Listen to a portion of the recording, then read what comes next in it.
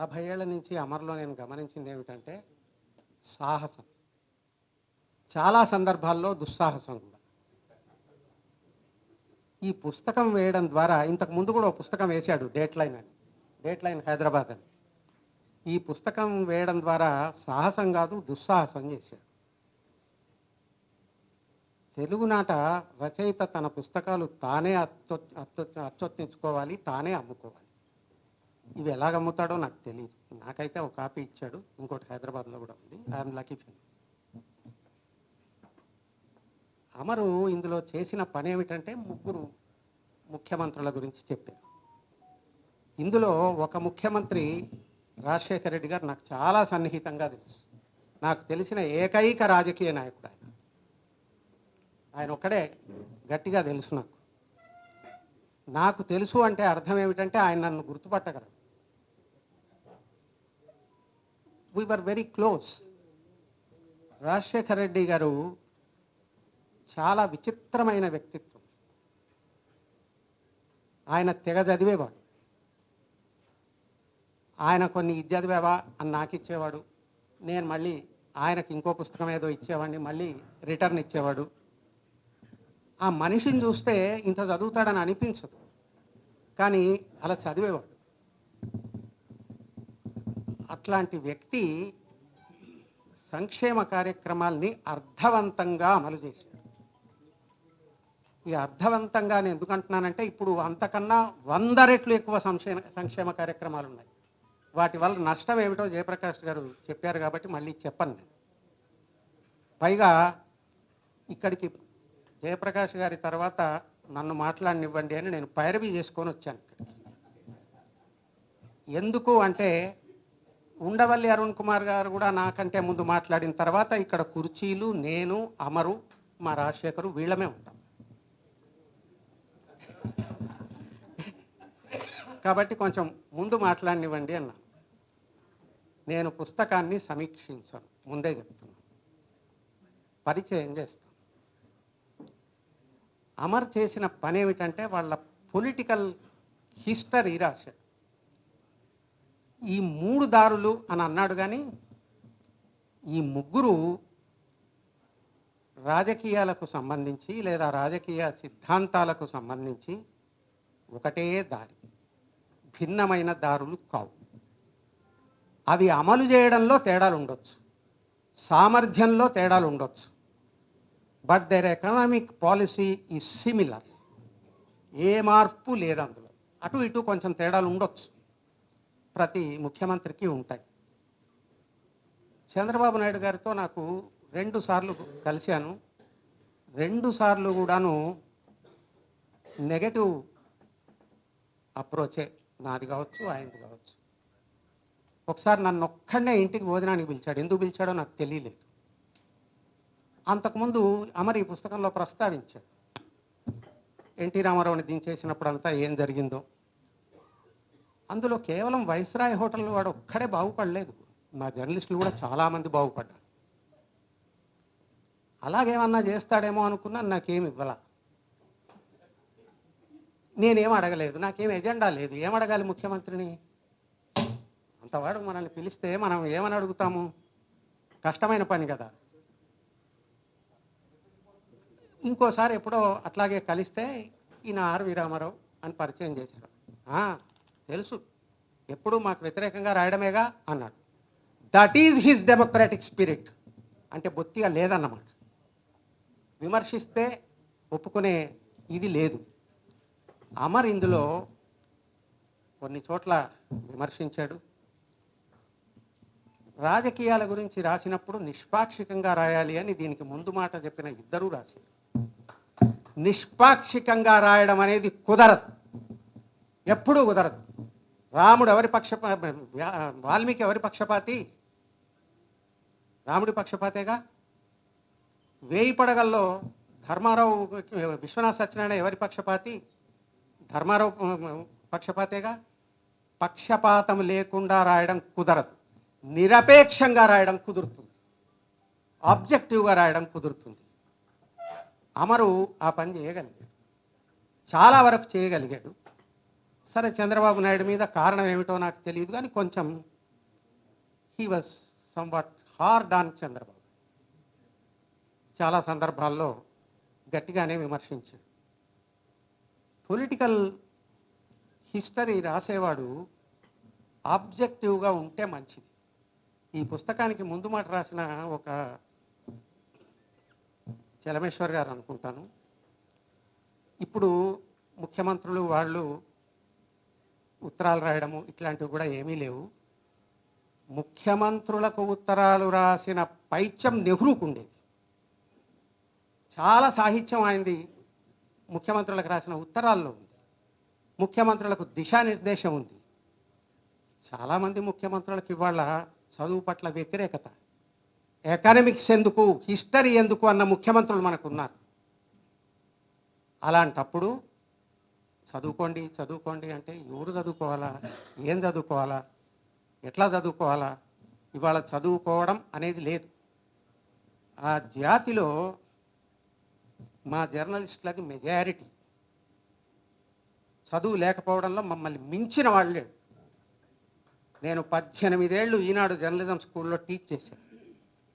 అందరినీ అడిగేవాడిని, ఏం చదివేవరా? ఏం లేదు, పిన్ డ్రాప్ సైలెన్స్. బుద్ధిమంతుల్లాగా మూగనోము బట్టి కూర్చునేవాడు. ఎవరు ఏమీ చదవలేదు. జయప్రకాష్ నారాయణ గారేమో చదవమంటారు. ఇది ఎక్కడి చాదస్తమో నాకు అర్థం కాదు. మొత్తం దారికి వ్యతిరేకంగా పోతానంటాడు ఆయన. ఇది ఎట్లా కుదురుతుంది? ఎవరు చదవరు. జర్నలిజం అక్షర క్రీడ. మీరు చదవకపోతే రాయలేరు. వినని వాడు మాట్లాడలేడు, చదవని వాడు రాయలేడు. అందుకే ఇవాళ తెలుగు పత్రికలు నేనైతే కొనను.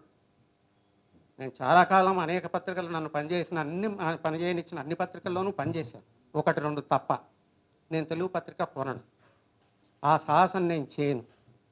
జేపీ గారు టీవీ చూడరట, నేను అస్సలు చూడను. పొద్దున్నే లేచి మా టీవీ నడుస్తుంది, ఎవరము చూడను దాన్ని. అట్లా ఒక మనిషి ఉన్నట్టు లెక్క. అట్లాంటిది చదువుకోండి, తెలుసుకోండి అని చెప్పడం కోసం అమర్ ఈ పుస్తకం రాశాడు. ఆయన చేసిన పని ఏమిటంటే అదే. వైఎస్ఆర్ ఆయన వయస్సు రీత్యా చూస్తే ఎక్కువ వయస్సు కాదేమో ముఖ్యమంత్రి అయినప్పుడు, కానీ చాలా కాలమే వెయిట్ చేయాల్సి వచ్చింది. ఆయన స్వపక్షంలోనే ప్రతిపక్షం అని రాశాడు అమర్. చాలా కాలమే అలాగే ఉన్నాడు కూడా. తర్వాత ఇవాళ అందరూ పాదయాత్రలే, ఎవరు పడితే వాళ్ళు పాదయాత్రలే. ముందు చేసింది ఎవరు? రాజశేఖర రెడ్డిగా.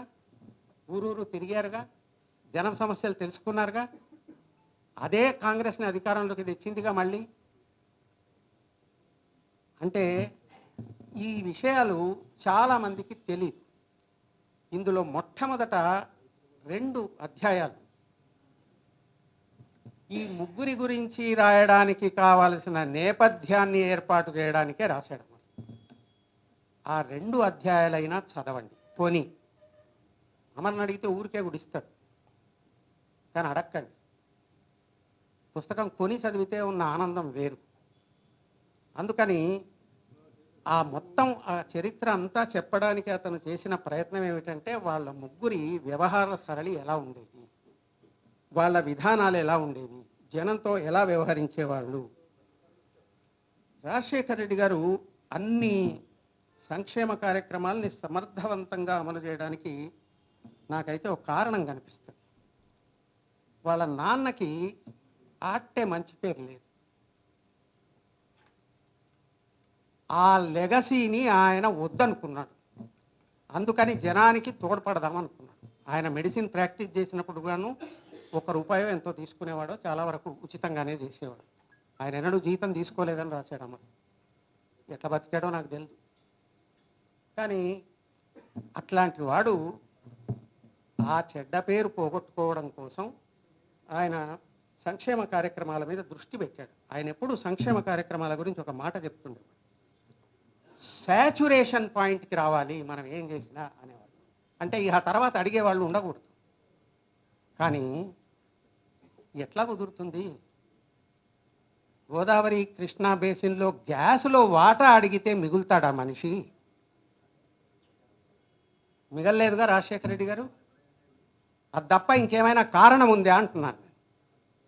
ఏమీ లేదు. మళ్ళీ ఇప్పుడు ఏదో కొత్త నిన్న మొన్ననే మొదలవుతుంది. గోదావరి బేసిన్లో మాకు మళ్ళీ కావాలి, మా వాటా మాకు. ఇక్కడి నుంచి గుజరాత్కి తీసుకెళ్తాం, కానీ ఇక్కడ ఇవ్వరు. అంటే ఇలాంటి అన్యాయాన్ని ఆయన ఎప్పుడూ ఎదిరించేవాడు. ఆయన ఎంత త్యాగం చేశాడు ఇవన్నీ నేను చెప్పట్లేదు, ఆయన కూడా చెప్పుకోడు. చంద్రబాబు నాయుడిని మంచి స్ట్రాటజిస్ట్ అంటారు. రాష్ట్రం విడిపోయినప్పుడు ఆయన సమర్థుడైన పరిపాలకుడు కాబట్టి ఆయనే ముఖ్యమంత్రి కావాలి అన్న అభిప్రాయం జనంలో ఉండేది. 5 ఏళ్ల తర్వాత ఆ సమర్థత ఏమిటో అదేమిటో జనానికి తెలిసింది. తెలిసి ఆయన్ని ఓడించారు. ఓడిస్తారుగా ఎప్పుడైనా సరే, ఏదో కొద్ది మందికి తప్ప ఓటమి అప్పుడో ఇప్పుడో తప్పదు. ఈ ముగ్గురి ఆర్థిక విధానాలు కూడా ఒకటే, అందులో ఏమీ తేడా లేదు. కానీ ఇలాంటి పొలిటికల్ హిస్టరీ రాసేటప్పుడు కొంచెం పర్సనల్ టచ్ ఉంటే ఇంకా బాగుండేదేమో అనిపించింది. కాస్త వాళ్ళ వ్యవహారము, వాళ్ళు ఎట్లా మాట్లాడేవాళ్ళు, ఎట్లా ఇతరులతో బిహేవ్ చేసేవాళ్ళు అక్కడక్కడ ఉన్నాయి, కానీ ఇంకా కొంచెం ఎక్కువ ఉంటే బాగుండేదేమో. గవర్నర్ రామ్లాల్ ఏం చేశాడో ఇట్లాంటివన్నీ రాశారు. రామ్లాల్ పాపం అమాయకుడు. ఇవాళటి గవర్నర్ని చూడండి, ఎంత పోరాట యోధులో. రాష్ట్ర ప్రభుత్వాన్ని ఒక్క పూట కూడా నిద్రపోనివని గవర్నర్లు డజన్ మంది ఉన్నారు కనీసం. మన ఒక్క తెలంగాణ కాదు, అన్ని చోట్ల అంతే. ఆరిఫ్ మహమ్మద్ ఖాన్ కంటే గొప్ప ఆటంకవాది అంటారు హిందీలో. ఆ ఆటంకవాది ఇంకెవరున్నారు కనుక ఎవరు లేరు. బాగా చదువుకున్నవాడు, పండితుడు అతను. జ్ఞానానికి సహృదయతకి చదువుతో నిమిత్తం లేదు. డిగ్రీలు ఉన్నంత మాత్రాన ఏమీ ప్రయోజనం లేదు. డిగ్రీలు లేకపోతే ఏమైంది, ప్రధానమంత్రి కావచ్చుగా, అందులో తప్పేముంది, అయిపోయారుగా. అలాగా గవర్నర్ రోల్ మీద వాళ్ళ ముగ్గురి గురించి రాసిన సందర్భంలోనే రామ్లాల్ గురించి వివరంగానే రాశాడు. కానీ ఎమర్జెన్సీ పెట్టింది, నిరంకుశంగా వ్యవహరించింది అన్న ఇందిరాగాంధీయే రామ్లాల్ని తొలగించారా లేదా? She is the only dictator in the world who has abolished her own dictatorship. ఎమర్జెన్సీని ఆవిడే పెట్టింది, ఆవిడే రద్దు చేసింది.